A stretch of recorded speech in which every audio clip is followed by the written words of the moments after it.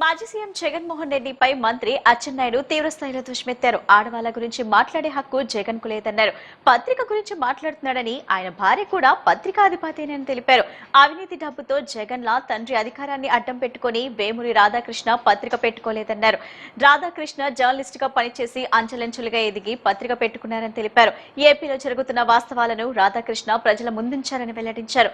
ప్రజలను చైతన్యపరచడానికి రాధాకృష్ణ మాట్లాడారని అన్నారు. రాధాకృష్ణ వ్యాఖ్యలపై సమాధానం చెప్పలేకపోతే కోర్టులను ఆశ్రయించాలన్నారు. సాక్షి టీవీలో అమరావతి మహిళలను వ్యభిచారాలతో పోల్చలేదా అని ప్రశ్నించారు. నారా భువనేశ్వరి గురించి అసెంబ్లీలో విమర్శిస్తే దుర్యోధన్లా చూస్తూ కూర్చున్నావంటూ జగన్ పై మండిపడ్డారు. ఒక వ్యక్తి ప్రవర్తన వలన కుటుంబాలు ఏ విధంగా చెడిపోతాయో, ఒక వ్యక్తి ప్రవర్తన వల్ల సమాజం ఏ విధంగా విధ్వంసానికి గురవుతుందో, ఒక వ్యక్తి ప్రవర్తన వల్ల ప్రాంతాల మధ్యన కులాల మధ్యన ఎటువంటి విభేదాలు వస్తాయో, దీనన్నింటికీ మించి పదవీ కాంక్షతో ఎన్ని అగత్యాలకి పాల్పడతారో దానికి బెస్ట్ ఎగ్జాంపుల్ ఉదాహరణ జగన్మోహన్ రెడ్డి గారని చెప్పి ఈ సందర్భంగా తెలియచేస్తున్నా. నా మాటలు అందరూ వినాలి. ఈవెన్ సాక్షి మీడియా కూడా లైవ్ ఇవ్వాలి. ఈరోజు ప్రజలకి వాస్తవాలు తెలియచేయవలసినటువంటి గురుతర బాధ్యత ప్రభుత్వం కంటే, మంత్రిగా కంటే ఈ రాష్ట్రంలో పుట్టినటువంటి ఒక పౌరుడిగా తెలియచేయవలసిన బాధ్యత నా పైన ఉంది. ఒక్కసారి మనం ఆలోచన చేసుకుంటే 2014-19 చంద్రబాబు నాయకత్వంలో ఈ రాష్ట్రంలో ఒక స్వర్ణ యుగంలాగా పాలన జరిగిన విషయం ప్రతి ఒక్కరికి కూడా తెలుసు. 2019 ఎలక్షన్లలో ఒక్క అవకాశం అని చెప్పి అధికారంలోకి వచ్చిన విషయం కూడా ప్రజలందరికీ కూడా తెలుసు. ఆ అవకాశాన్ని ఉపయోగించుకొని రాష్ట్రాన్ని ఏ విధంగా విధ్వంసానికి గురి చేశాడు, రాష్ట్రంలో ఉన్నటువంటి వ్యవస్థలన్నీ కూడా ఏ విధంగా భ్రష్టు పట్టించాడో 2024 ఎలక్షన్లలో ఫలితాలే ఒక నిదర్శనం అని చెప్పి తెలియచేస్తున్నాను. ప్రజల ఆశీర్వాదంతో 2024లో చంద్రబాబు నాయుడు గారు, పవన్ కళ్యాణ్ గారు, ఎన్డీఏ పార్టీల మీద ఒక అచంచలమైనటువంటి విశ్వాసంతో అధికారాన్ని ఇచ్చారు. అధికారాన్ని చేపట్టి 22 నెలలు పూర్తి కావస్తుంది. నేను కూడా సీనియర్గా ఎమ్మెల్యేగా ఉన్నాను, మంత్రిగా పనిచేశాను. గత ప్రభుత్వంలో జరిగినటువంటి విధ్వంసాన్ని దృష్టిలో ఉంచుకొని మళ్ళీ ఇంత తొందరగా ఈ రాష్ట్రాన్ని గాడిలో పెడతామని చెప్పి నాలాంటి వాడు కూడా అనుకోలేదు. సమర్థవంతమైనటువంటి చంద్రబాబు నాయుడు గారు, కేంద్రంలో ఉన్నటువంటి మోడీ గారు ప్రభుత్వం సంపూర్ణ సహాయ సహకారాలు అందించటం వల్ల 22 మాసాల్లో వ్యవస్థలన్నీ గాడిలో పెట్టి, చిన్నాభిన్నమైనటువంటి ఆర్థిక వ్యవస్థని లైన్లో పెట్టి, ఎవ్వరూ ఊహించని విధంగా ఈ రాష్ట్రంలో అభివృద్ధిని, సంక్షేమాన్ని ముందుకు తీసుకెళ్లిన విషయం కూడా రాష్ట్ర ప్రజానీకానికి ఒక్కసారి గుర్తు చేస్తున్నాను. ఈరోజు జగన్మోహన్ రెడ్డికి రాష్ట్రం మీద, తెలుగు ప్రజల మీద ఎందుకు ఇంత కక్ష అని చెప్పి నేను అడుగుతున్నాను. 22 మాసాల్లో అన్ని ప్రాంతాలు, అన్ని జిల్లాలు సమాంతరంగా అభివృద్ధి జరగాలి, ఈ రాష్ట్రాన్ని అన్ని విధంగా ముందుకు తీసుకెళ్లాలని ఇటు పరిశ్రమల్ని తీసుకొస్తున్నారు, పెండింగ్లో ఉన్నటువంటి ఇరిగేషన్ ప్రాజెక్టులు పూర్తి చేస్తున్నారు. నవకర్ మహామంత్రం పఠించిన విన్నా మానసిక ప్రశాంతత లభిస్తుందని విజయవాడ పార్లమెంట్ సభ్యులు కేశినేని శివనాథ్ అన్నారు. నవకర్ మహామంత్రం మనసుకి ప్రశాంతతను, స్థిరత్వాన్ని, ప్రతి ఒక్కరిలోనూ సమాన భావాన్ని ప్రసాదించే ఒక పవిత్ర శక్తి అని పేర్కొన్నారు. బయట ఉన్న శత్రువుల కంటే మనలోని అహంకారం, కోపం, లోభితనం వంటి ప్రతికూల ఆలోచనలను జయించడమే నిజమైన విజయమని భగవాన్ మహావీరుడు బోధించారని, ఆ మార్గంను అనుసరించి జైనులు ధన్యత పొందుతున్నారన్నారు. ప్రభుత్వ పరంగానూ జైనుల అభ్యున్నతికి సంపూర్ణ సహకారం ఉంటుందన్నారు. జైన్ ఇంటర్నేషనల్ ట్రేడ్ ఆర్గనైజేషన్ ఆధ్వర్యంలో విజయవాడ తుమ్మలపల్లి క్షేత్రయ్య వారి కళాక్షేత్రంలో జరిగిన ప్రపంచ నవకర్ మంత్ర దివాస్ కార్యక్రమంలో విజయవాడ పార్లమెంట్ సభ్యులు కేశినేని శివనాథ్ ముఖ్య అతిథిగా పాల్గొన్నారు. జైన్ కుటుంబ సభ్యులందరికీ ప్రపంచ నవకర్ మహామంత్ర దివాస్ శుభాకాంక్షలు తెలిపారు. జైన్ పెద్దలతో కలిసి కొద్దిసేపు నవకర్ మహామంత్ర పఠనం చేశారు.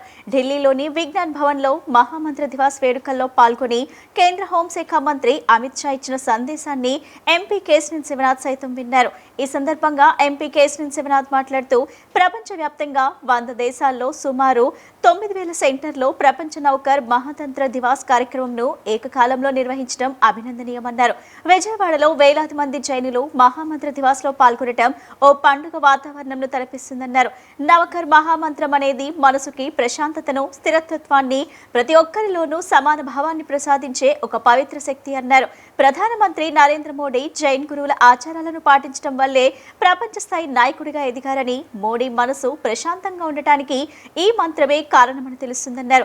బయట ఉన్న శత్రువుల కంటే మనలోని అహంకారం, కోపం, లోభితం వంటి ప్రతికూల ఆలోచనలను జయించడమే నిజమైన విజయమని భగవాన్ మహావీరుడు బోధించారని, ఆ మార్గంను అనుసరించి జైనులు ధన్యత పొందుతున్నారన్నారు. Jain international trade organisation Vijayawada chapter chairman Kamlesh Jain ఫోలోమత్ మాట్లాడుతూ ప్రపంచ నౌకర్ మహామంత్ర దివాస్ కార్యక్రమంలో ఎంపీ కేశినేని శివనాథ్ సైతం పాల్గొనడం తమకెంతో సంతోషంగా ఉందన్నారు. ఇంకా ఈ కార్యక్రమంలో Jain international trade organisation Vijayawada chapter managing committee ప్రతినిధులు దినేష్ కుమార్ జైన్, మనీష్ కుమార్, రాకేష్ కుమార్ జైన్, మనీష్ కుమార్ జైన్, కునామ్నల్ గాంధీ, ప్రవీణ్ కుమార్ జైన్ తదితరులు పాల్గొన్నారు. మన గౌరవ ప్రధానమంత్రి గారు నరేంద్ర మోడీ గారి వ్యవహార శైలిలో కూడా మార్పు వచ్చింది. ఆయనకు కూడా గురువుగా జైన్ గురువు గారే ఉండేవాడు. ఇవాళ అమిత్ షా గారి చేతుల మీదుగా ఢిల్లీలో ప్రారంభించబడి వారి ప్రసంగం ద్వారా అందరం కూడా వారి ప్రసంగం విని దీని యొక్క విశిష్టతను కూడా తెలుసుకోవడం జరిగింది. తప్పకుండా ఈ విజయవాడ నగరంలో ఉన్న జైన్లు ఎన్నో సంవత్సరాల నుంచి ఇక్కడ స్థిరపడి ఇక్కడ చక్కగా వ్యాపారాలు చేస్తా, ఎంతోమందికి ఉపాధి కల్పిస్తా, ఈ నగరానికి చక్కటి ఆదాయం సమకూరే విధంగా వీరందరూ కూడా కృషి చేస్తున్నారు. వీళ్ళు ముందుగా మనసు నిర్మలంగా ఉంచుకుంటారు. ఎవరిని మీద అహంకారం ఉండదు, కోపం ఉండదు. వీళ్ళు చేసే సేవా కార్యక్రమాలు చూస్తే వీళ్ళు అందరికీ విద్యనివ్వాలి, వైద్యం ఇవ్వాలి, అందరికీ చక్కటి ఆహారం ఇవ్వాలనే కోరికతో వీరు చేసే సేవా కార్యక్రమాలు అన్నీ ఉంటాయి. ఇటువంటి కార్యక్రమాలు చేస్తా అందరితో ఆ చేసే కార్యక్రమాల్లో కూడా ఒక విశిష్టత, ఒక ఆహారం కనుక వడ్డిస్తుంటే కూడా చక్కగా వడ్డించడంతో సహా అటువంటి ఆచారాలతో ఉండే జైన్ మతస్థుల యొక్క ఆచారాలు చూస్తే నాకు కూడా చాలా ఆనందం, ఆశ్చర్యంగా కూడా కలుగుతుంటాయి. ఇప్పుడు నేను పార్లమెంట్ సభ్యుడు అయిన కాంచి ప్రతి కార్యక్రమానికి అటెండ్ అవుతున్నాను. తప్పకుండా ఇవాళ ఈ విజయవాడ నగర విశిష్టతలో అత్యధికంగా కృషి చేస్తున్న జైన్ సమాజానికి మరొక్కసారి విజయవాడ నగర ప్రజలే కాకుండా ఆంధ్రప్రదేశ్ ధన్యవాదాలు తెలుపుకుంటూ, తప్పకుండా మీరు మరింత అభివృద్ధి చెందే విధంగా జైన్లో మతస్థుల్లో ఉన్న నా యువకుల్ని కోరటం జరుగుతుంది. తప్పకుండా అందరం కూడా ఈ ఆంధ్రప్రదేశ్ రాష్ట్రాన్ని అభివృద్ధి చేద్దామని ముందుకు తీసుకెళ్దామని మరొకసారి ఈ పవిత్ర దినం సందర్భంగా వారిని కోరటం జరిగింది. ధన్యవాదాలు. సీఎం చంద్రబాబు నాయుడు ఆకాంక్షించిన విధంగా ప్రతి ఇంటి నుండి ఒక మహిళా పారిశ్రామికవేత్త ఎదిగే దిశగా చర్యలు చేపడుతున్నామని కృష్ణా జిల్లా కలెక్టర్ డీకే బాలాజీ తెలిపారు. ముఖ్యంగా స్వయం సహాయక సంఘాలకు చెందిన ఔత్సాహిక మహిళా పారిశ్రామికవేత్తలు రూపొందించిన ఉత్పత్తులకు మార్కెటింగ్ సదుపాయం కల్పించేందుకు వీలుగా బయర్స్ అండ్ సెల్లర్స్ మీట్ ఏర్పాటు చేస్తున్నామని ఆయన వివరించారు. ఈ అవకాశాన్ని స్వయం సహాయక సంఘాల మహిళలంతా సద్వినియోగం చేసుకుని పారిశ్రామికవేత్తలుగా ఎదగాలని ఆయన ఆకాంక్షించారు. కృష్ణా జిల్లా స్వయం సహాయక సంఘాల మహిళా పారిశ్రామికవేత్తల నేతృత్వంలో బయర్స్ అండ్ సెల్లర్స్ మీట్ గాంధీనగర్లోని Vijayawada chamber of commerce and industries హాల్లో ఏర్పాటు చేశారు. 2 రోజుల పాటు జరిగే ఎగ్జిబిషన్లో కృష్ణా జిల్లాకు చెందిన మహిళా పారిశ్రామికవేత్తలు తాము తయారు చేసిన ఉత్పత్తులను ప్రదర్శించారు. ఈ ప్రదర్శనను కృష్ణా జిల్లా కలెక్టర్ డీకే బాలాజీ ప్రారంభించారు. అనంతరం ఆయన ప్రదర్శనను ఆసక్తిగా తిలకించారు. స్వయం సహాయక సంఘాల మహిళా పారిశ్రామికవేత్తలతో మాట్లాడి వారు రూపొందించిన ఉత్పత్తుల గురించి అడిగి తెలుసుకున్నారు. అనంతరం కలెక్టర్ బాలాజీ మాట్లాడుతూ సీఎం చంద్రబాబు నాయుడు ఆశించిన విధంగా ప్రతి ఇంట్లో ఒక మహిళా పారిశ్రామికవేత్త ఎదగాలన్న సంకల్పంతో స్వయం సహాయక సంఘాల ద్వారా ఎదుగుతున్న ఔత్సాహిక పారిశ్రామికవేత్తలను గుర్తించి వారు తయారు చేసే ఉత్పత్తులకు మార్కెటింగ్ సదుపాయం కల్పిస్తున్నట్లు తెలిపారు. వారు తయారు చేసే ఆహార ఉత్పత్తులతో పాటు ఇతర వస్తువుల నాణ్యతను హోల్సేల్ అండ్ రిటైల్ వ్యాపారులకు పరిచయం చేసే ఉద్దేశంతో ఈ బయర్స్ అండ్ సెల్లర్స్ మీట్ ఏర్పాటు చేశామన్నారు. ఇందుకు వేదిక కల్పించిన Vijayawada chamber of commerce and industries ప్రతినిధులను కలెక్టర్ బాలాజీ అభినందించారు. 9, 10 తేదీల్లో ఉదయం 10 గంటల నుండి రాత్రి 9 గంటల వరకు ఈ ప్రదర్శన కొనసాగుతుందని తెలిపారు. మహిళా పారిశ్రామికవేత్తలు ఎంతో నైపుణ్యంతో శ్రమించి నాణ్యమైన ఉత్పత్తులు ఈ ప్రదర్శనలో ఉంచారని, టోకు చిల్లర వ్యాపారులు నాణ్యత నచ్చితేనే వారికి ఆర్డర్లు ఇవ్వాలని సూచించారు. ఒక్క ఆర్డర్ వచ్చిన తద్వారా వారు వ్యాపారంలో స్థిరపడి 10 మందికి ఉపాధి కల్పించే అవకాశం కలుగుతుందన్నారు. Vijayawada chamber of commerce and industries అధ్యక్షుడు గడ్డం రవి మాట్లాడుతూ మహిళా పారిశ్రామికవేత్తలను ప్రోత్సహించే ఉద్దేశంతో ప్రభుత్వం చేపట్టిన ఈ కార్యక్రమానికి వేదిక కల్పించే అవకాశం లభించడం అదృష్టంగా భావిస్తున్నామన్నారు. ఈ బయర్స్ అండ్ సెల్లర్స్ మీట్ సద్వినియోగం చేసుకుని మహిళలు పారిశ్రామికవేత్తలుగా నిలదొక్కుకోగలరన్న విశ్వాసాన్ని ఆయన వ్యక్తం చేశారు. ఈ కార్యక్రమంలో ఛాంబర్ కార్యదర్శి వక్కలగడ్డ శ్రీకాంత్, ఇంకా రజని, వివికే నరసింహారావు, ఈమని దామోదర్రావు, కొత్త దుర్గా శ్రీనివాస్, స్పీడ్ సుబ్బారావు తదితరులు పాల్గొన్నారు. నిజంగా ఇది వాళ్ళ ఒక సోషల్ రెస్పాన్సిబిలిటీగా వాళ్ళందరూ ఫీల్ అయ్యి ఈరోజు విజయవాడ ఛాంబర్ ఆఫ్ కామర్స్లో బిల్డింగ్లో ఒక గాంధీనగర్ విజయవాడలో ఇంకా పెద్ద స్థాయిలో బయర్ సెల్లర్ మీట్ ఏర్పాటు చేసుకునే దానికి వాళ్ళ వంతు సహకారం ఇస్తూ స్పేస్ కూడా ఇవ్వడం జరిగింది. సో ఈరోజు మళ్ళీ రేపు అంటే ఏప్రిల్ 9 మళ్ళీ 10 మార్నింగ్ 10 గంటల నుంచి సాయంత్రం 5 గంటల వరకు కూడాను కృష్ణా జిల్లా రూరల్ విమెన్ ఆంటర్ప్రినర్స్ ప్రోడక్ట్స్ అన్నీ కూడా ఇక్కడ డిస్ప్లేకి పెడతా ఉన్నాం యాక్చువల్లీ. సో అంటే దీంట్లో ఫుడ్ ప్రోడక్ట్స్ ఉన్నాయి, టెక్స్టైల్ ప్రోడక్ట్స్, ఎంబ్రాయిడరీ ప్రోడక్ట్స్, మళ్ళీ కొంతవరకు క్లీనింగ్ ప్రోడక్ట్స్ ఇవన్నీ ఉన్నాయి యాక్చువల్లీ.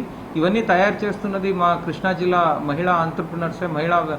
సో దయచేసి అందరూ కూడా ఎక్కువ స్థాయిలో ఈ ఒక బయర్ సెల్లర్ మీట్కి వచ్చి వాళ్ళందరికీ కూడా సపోర్ట్ చేయాలని కోరుకుంటున్నాను. ఎస్పెషల్లీ మన విజయవాడలో ఉన్న సో హోల్సేలర్స్ ఉండొచ్చు, రీటైలర్స్ ఉండొచ్చు, కామన్ సిటిజన్ ఉండొచ్చు, దయచేసి రండి. వాళ్ళు నిజంగా జీవితంలో ఒక పెద్ద పారిశ్రామికవేత్తగా ఎదగాలి అనే ఒక తపనతో, ఒక పట్టుదలతో కష్టపడుతున్నారు. అలాంటి వాళ్ళకి all it takes at times is just 1 order. ఎవరో ఒక మంచి వ్యక్తి వచ్చి వాళ్ళ ప్రోడక్ట్ని చూసి బాగుంది అని తీసుకొని వెళ్ళిన తర్వాత ఆ ఒక ఆర్డరే రిపీట్ ఆర్డర్ అవుతుంది. వాళ్ళు వర్డ్ ఆఫ్ మౌత్ ద్వారా ఇంకా నలుగురికి చెప్తారు. సో వాళ్ళ బిజినెస్ స్థిరపడుతుంది. వాళ్ళ బిజినెస్ స్థిరపడిన తర్వాత వాళ్ళు చాలా మందికి ఉపాధి ఇవ్వగలుగుతారు. ఒక సామాన్య మహిళని కూడాను ఒక పెద్ద ఆంటర్ప్రినర్గా చూడాలి అనేదే ప్రభుత్వ లక్ష్యం. దాంట్లో భాగంగా ఈ ఒక బయర్ సెల్లర్ మీట్ ఏర్పాటు చేశాము. So my humble request is please spare some time. దయచేసి అందరు రండి, ప్రోడక్ట్స్ చూడండి, నచ్చితేనే తీసుకోండి, నచ్చితేనే ఆర్డర్ ఇవ్వండి, బట్ ప్లీజ్ రండి. మీటింగ్ ఇచ్చేసిన మీడియా మిత్రులకు, అలాగే ప్రేక్షకులకి, వ్యాపారస్తులకి అందరికీ నా స్వాగతం అండి. మేము ఒకసారి అనుకోకుండా కృష్ణా జిల్లా కలెక్టర్ గారు ఏర్పాటు చేసిన ఈ బయర్ సెల్లర్ మీటింగ్ వెళ్ళడం జరిగింది. అక్కడ ఈ మీటింగ్ చూసిన తర్వాత మాకు కూడా ఒక ఆలోచన వచ్చింది. మాలో కూడా వ్యాపారస్తులు సెల్లర్స్ గురించి చూస్తూ ఉంటారు. అలాంటి వాళ్ళు మంచి ప్రోడక్ట్స్ తయారు చేసినప్పుడు వాళ్ళని ఎంకరేజ్ చేయడానికి మా వంతు సహాయంగా మేము కూడా కృష్ణా జిల్లా కలెక్టర్ గారిని రిక్వెస్ట్ చేయడం జరిగింది.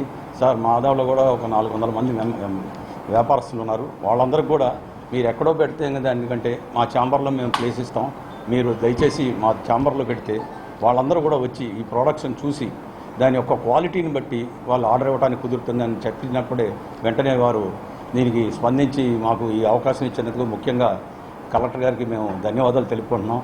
అలాగే ఉమెన్ ఎంటర్ప్రెన్యూర్స్ని మన ముఖ్యమంత్రి గారు చెప్పినట్టు ప్రతి ఇంటిలోనూ ఒక ఎంటర్ప్రెన్యూర్ని తయారు చేయడానికి ముఖ్యమంత్రి గారు ఇలాంటి కార్యక్రమాన్ని చేపట్టారు. దానికి గాను ఆ కార్యక్రమం చేపట్టిన తర్వాత వారు కొత్తగా వారికి లోన్స్ ఇవ్వడమే కాకుండా వాళ్ళకి బయ్యర్స్ని కూడా వెతకడం అనేది చాలా ఒక మంచి పరిణామం.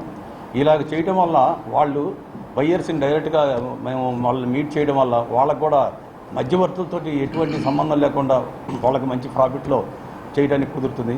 కాబట్టి ఇలాంటి అవకాశాన్ని సద్వినియోగం చేసుకోవాలని అందరినీ కోరుతూ నగరంలోని పార్కులను అభివృద్ధి చేసి ప్రజలకు ఆహ్లాదకరమైన వాతావరణం కల్పిస్తున్నామని నగరపాలక సంస్థ కమిషనర్ ధ్యాన్ చంద్ర అన్నారు. తన పర్యటనలో భాగంగా స్వాతి రోడ్, కుండల బజార్, హెచ్పీ కాలనీ ప్రాంతాలన్నీ పర్యటించి క్షేత్రస్థాయిలో పార్క్ నిర్వహణ పరిశీలించారు. ఈ సందర్భంగా కమిషనర్ మాట్లాడుతూ వేసవి కాలంలో స్కూల్ పిల్లలకు సెలవులుంటాయి కాబట్టి వారికి ఆడుకోవడానికి పార్కులను అనుగుణంగా, అందంగా, ఆహ్లాదకరంగా ఉండేటట్టు చర్యలు తీసుకుంటున్నామని అన్నారు. నగర ప్రజలు వారి కుటుంబాలతో సాయంత్రం సమయాల్లో సేద తీరేందుకు పార్కులను అభివృద్ధి చేస్తున్నామన్నారు. నగరంలోని ప్రతి పార్కులో ఎటువంటి మరమ్మతులు లేకుండా అధికారులు చర్యలు తీసుకుంటున్నారన్నారు. ఈ పర్యటనలో డిప్యూటీ డైరెక్టర్ చంద్రశేఖర్, సిబ్బంది పాల్గొన్నారు. జగన్ రెడ్డి చెప్పిన మావిగన్ సూత్రాన్ని చూసి ప్రజలు చీకొట్టారని టీడీపీ నేత బుద్ధా వెంకన్న విమర్శించారు. చంద్రబాబు, లోకేష్లకు ఆంధ్రజ్యోతికి సంబంధం ఏంటని ప్రశ్నించారు.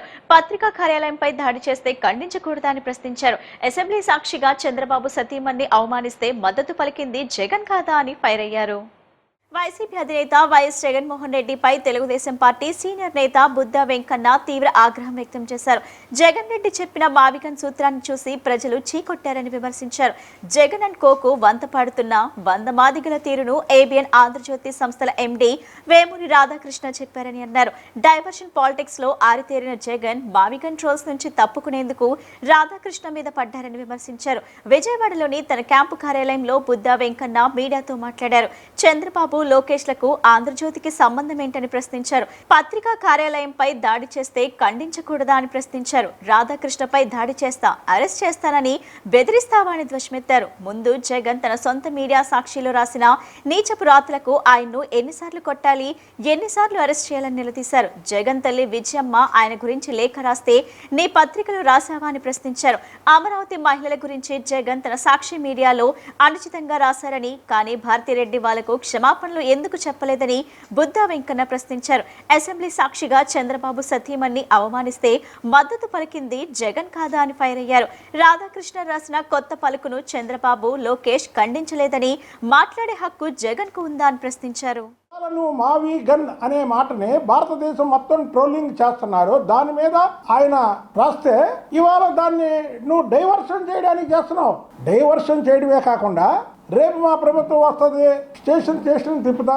ఇవాళ మేము ఒక రాధాకృష్ణ గారినే కాదు, రేపు నువ్వు ఏ ఛానల్ యజమానన్నా ఇలాంటి మాటలు మాట్లాడితే మేము ఇదే మాట్లాడతాం. పత్రికా స్వేచ్ఛ ఇంకేముంది? రాధాకృష్ణ గారు నువ్వు స్టేషన్కి తిప్పేలాగైతే నువ్వు సాక్షి పేపర్ పెట్టిన కాంచి మా నాయకుల మీద, మా నాయకుడి మీద నువ్వు రాసేటువంటి రాతల మీద నిన్ను ఏం చేయాలి?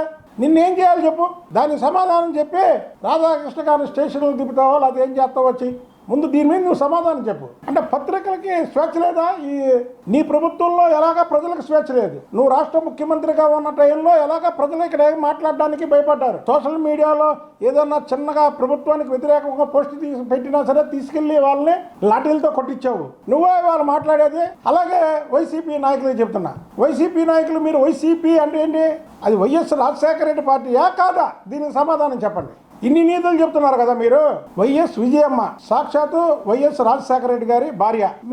మీ మీద లేఖ రాసింది. నీ సాక్షి పత్రికలో ఏ మూలన్నా చిన్న దాని గురించి రాసావా? కర్ర పత్రిక లేకపోతే పత్రిక? దీనికి సమాధానం చెప్పు. ఇవాళ మహిళల గురించి చెప్తున్నారు మీ నాయకులు. ఇదే సాక్షి పేపరు చీఫ్ అయినటువంటి భారతిరెడ్డి గారు అమరావతి రైతులు వేశ్యలు అంటే ఎందుకు సారీ చెప్పలేదు? ఎందుకు వాళ్ళు తప్పని చెప్పలేదు?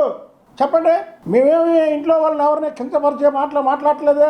ఇదే అసెంబ్లీ సాక్షిగా నువ్వు ముఖ్యమంత్రిగా ఉన్నప్పుడు అసెంబ్లీలో నీ మంత్రులు, నీ ఎమ్మెల్యేలు భువనేశ్వరి గారిని ఇష్టానుసారం మాట్లాడి చంద్రబాబు నాయుడు గారిని మానసికంగా ఇబ్బంది పెడితే నీ పార్టీ ఏదో పెరిగిపోయిద్దనే ఒక ఉద్దేశంతో మాట్లాడినప్పుడు నువ్వు చిరునవ్వులు చిందించలేదా జగన్మోహన్ రెడ్డి? ఆ రోజు నువ్వు లోపడున్నావే, అసెంబ్లీలో ఉండి నీ పక్కన ఉన్న వాళ్ళు తిడుతుంటే సభాషణ చప్పట్లు కొడుతున్నావే. ఇవాళ చంద్రబాబు గారు, లోకేష్ బాబు గారు ఆంధ్రజ్యోతి రాధాకృష్ణ గారిని ఖండించలేదని ఏం చెప్తున్నావు? ఆంధ్రజ్యోతిలో వచ్చినటువంటి మావి గన్ను మీద భారతదేశం మొత్తం ట్రోలింగ్ చేయింది. నువ్వు ఇవాళ ఆంధ్రజ్యోతి మీద చేసే ప్రతి ఒక్క కార్యక్రమం కూడా మావి గన్ను అనే దాన్ని ట్రోలింగ్ చేస్తున్న దాన్ని డైవర్షన్ చేయడానికి చేస్తున్నటువంటి పన్నాగం ఇది. ఏబిఎన్ రాధాకృష్ణ పత్రికా రంగం పేరుతో మహిళల వ్యక్తిత్వాన్ని కించపరుస్తూ రాజకీయ బ్రోకర్ గా వ్యవహరిస్తున్నారని మాజీ మంత్రి వెల్లంపల్లి శ్రీనివాసరావు మండిపడ్డారు. పోలీసులు తక్షణమే సుమోటోగా కేసు నమోదు చేసి రాధాకృష్ణను అరెస్ట్ చేయాలని డిమాండ్ చేశారు. రాష్ట్ర పార్టీ పిలుపు మేరకు వాంటౌన్ పోలీస్ స్టేషన్లో రాధాకృష్ణపై ఫిర్యాదు చేసిన అనంతరం వెల్లంపల్లి మీడియాతో మాట్లాడారు. రాధాకృష్ణ పత్రికా యజమాని కాదని, నైతిక విలువలు లేని వ్యక్తి అని తీవ్రంగా విమర్శించారు. మహిళా నేతల వ్యక్తిత్వాన్ని దెబ్బతీసేలా వార్తలు రాయటం ఖండనీయమని అన్నారు. పత్రికా స్వేచ్ఛ పేరుతో మహిళల గౌరవంతో ఆటలాడితే సహించబోమని హెచ్చరించారు. వెంటనే కేసు నమోదు చేసి అరెస్ట్ చేయాలని డిమాండ్ చేశారు. చట్టం తను పని తాను చేయకపోతే మహిళా లోకం తిరబడి బుద్ధి చెబుతుందని అత్యంత ఘాటుగా స్పష్టం చేశారు. ఈ కార్యక్రమంలో పార్టీ నాయకులు, మహిళా కార్యకర్తలు పాల్గొన్నారు. వైఎస్ఆర్ కాంగ్రెస్ పార్టీ తరఫున విజయవాడ పశ్చిమ నియోజకవర్గంలో ఏదైతే మొన్న శనివారం నాడు ఆ బూత్ కృష్ణ తప్పుడు మా వార్తలు మాట్లాడాడో దాని పేరే ఓపెన్ ఆర్ట్ విత్ ఆర్కే అని చెప్పి ఉంటుంది దాని పేరు. అతని యొక్క గుండెలో ఉండే చండాలపు మాటలన్నీ కూడా వైఎస్ఆర్ కాంగ్రెస్ పార్టీ నాయకుల మీద, వారి కుటుంబ సభ్యుల మీద అసభ్యంగా మాట్లాడాడు, మహిళల్ని కించపరిచే విధంగా మాట్లాడాడు. వాటిని పూర్తిగా వైఎస్ఆర్ కాంగ్రెస్ పార్టీ తరఫున ఖండిస్తున్నాం. అదే విధంగా ఈ రోజు పశ్చిమ నియోజకవర్గంలో ఉన్న మా 1 టౌన్ పోలీస్ స్టేషన్ లో మొత్తం మా మహిళలందరూ కలిసి ఎవరైతే మా మనోభావాలను దెబ్బతిన్నాయని చెప్పని ఇక్కడ స్టేషన్ లో కూడా రాధాకృష్ణ మీద కంప్లైంట్ ఇవ్వడం జరిగింది. ఏమంటే మహిళల్ని కించపరిచే విధంగా, వాళ్ళ వ్యక్తిత్వాన్ని హననం చేసే విధంగా మాట్లాడిన రాధాకృష్ణని తక్షణమే కేసు కట్టి అరెస్టు చేయాలని చెప్పి మేము డిమాండ్ చేస్తున్నాం. ఎందుకంటే నిన్న మేము ఏబిఎన్ ఏదైతే ఆంధ్రజ్యోతి కార్యాలయం మీదకి వెళ్తే మమ్మల్ని కిలోమీటర్ దూరంలో ఆపేశారు. అదే గతంలో సాక్షి పేపర్ మీద కానీ, సాక్షి ఛానల్ ఆఫీస్ మీద కానీ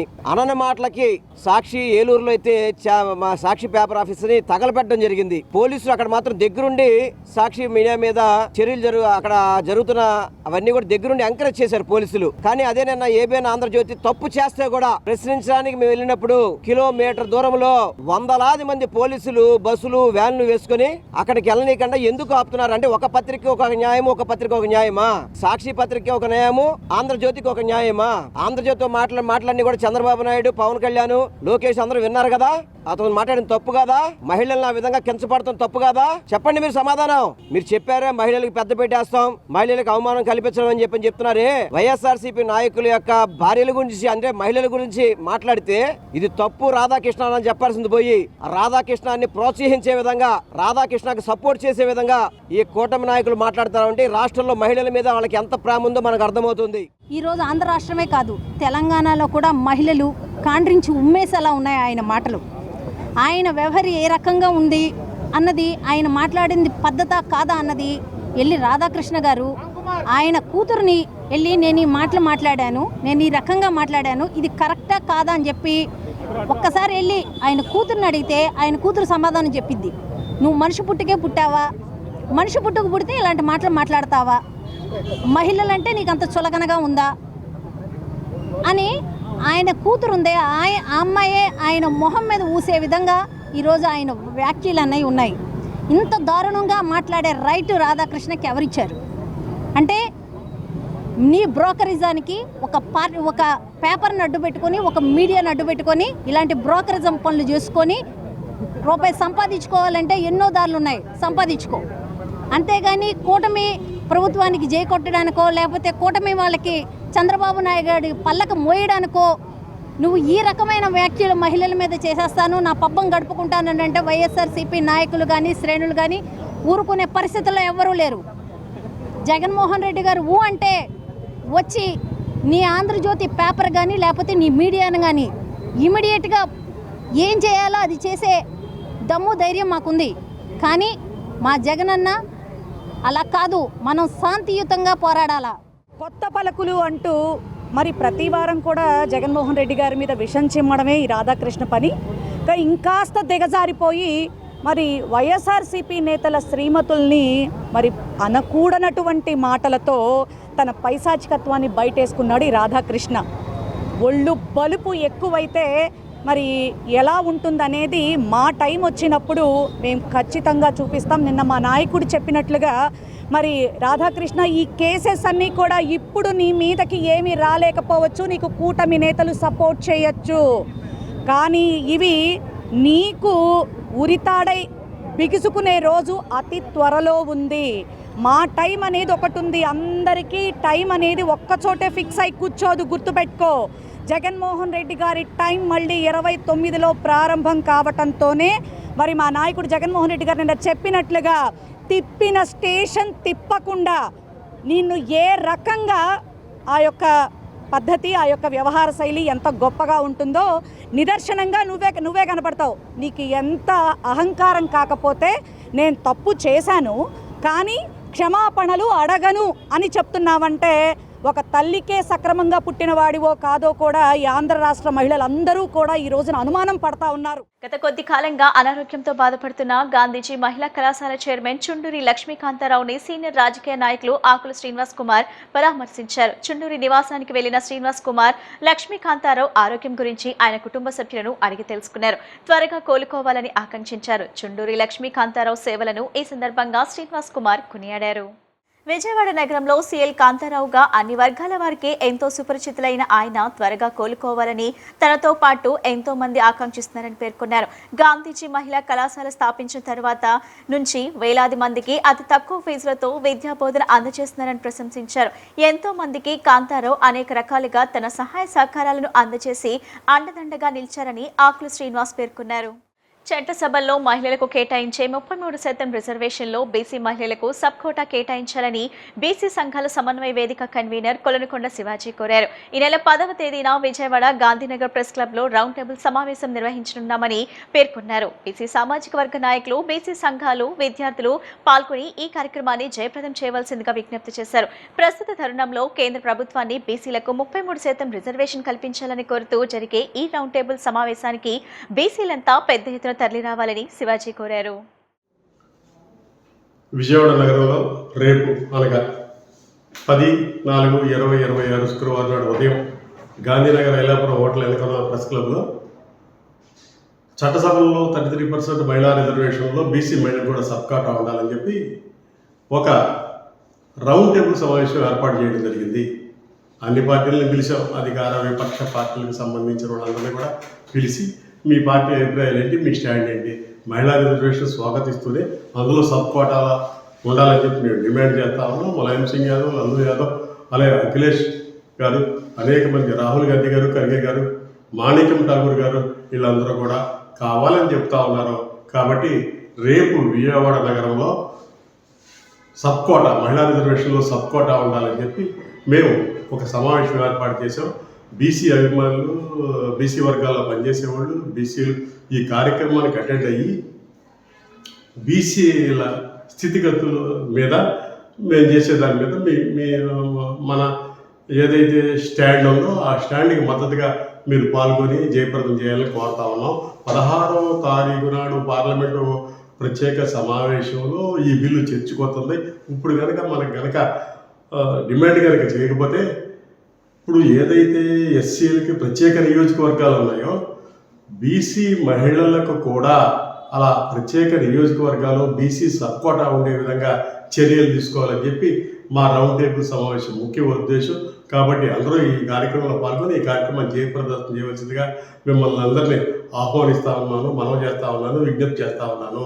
కొలనుకొండ శివాజీ బీసీ వర్గాలకు సంబంధించిన రాజకీయ కార్యకర్తనే, నాయకుడిని. కాబట్టి గౌరవించి అందరూ మన డిమాండ్ని ఆంధ్రప్రదేశ్లో ఉన్న కూటమి ప్రభుత్వానికి, ప్రతిపక్ష రాజకీయ పార్టీలకి, సమాజంలో ఈ వర్గాల అభివృద్ధి కోసం పట్టుబడే అందరికి కూడా సవినీయంగా గట్టిగా మనం డిమాండ్ చేద్దామని చెప్పి సవినీయంగా మనం చేసుకుంటూ రేపు జరిగే ఈ కార్యక్రమాన్ని జయప్రదం చేయవలసిందిగా కోరుతా ఉన్నాను. ఇప్పుడు కాసేపు ప్రకటనలు.